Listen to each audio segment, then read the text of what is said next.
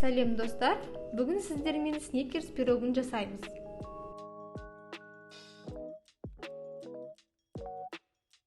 Ең алдымен карамель жасап аламыз. Кастрюлемізді қойып, шекерді салып, суымызды құйып, отқа қоямыз. Содан соң сливкиді жылытып аламыз, қасына қойып қоямыз дайын тұру үшін. Содан кейін шекер еріп, янтарный цветке айналған кезде сары майды салып араластырып, жаймеңдеп сливкиді құйып араластырып аламыз. Сөйтіп карамельді дайындап қоямыз.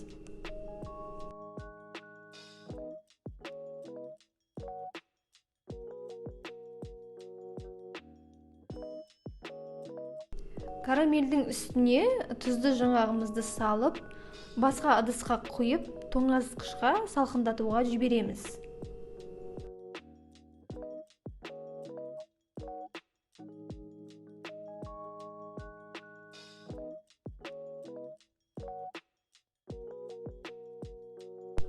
Енді пирогтың қамырына кірісеміз.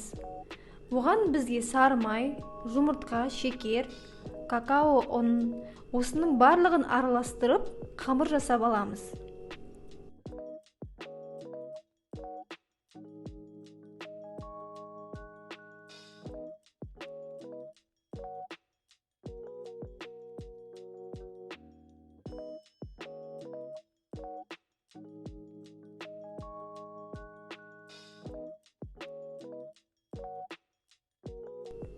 Содан соң форма 26 сантиметр диаметр болу керек. Соған қамырды жайып саламыз. Сөйтіп тоңазытқыштағы карамельді салып, бетін осылай әрлесек болады. Әрлеудің түрі көп, өзіңізге ұнамды түрін жасасаңыз болады. Менде бортигі тым көбейіп кеткесін мен жартысын алып тастадым. Енді духовкаға 170 градуста 30-35 минутқа жібереміз.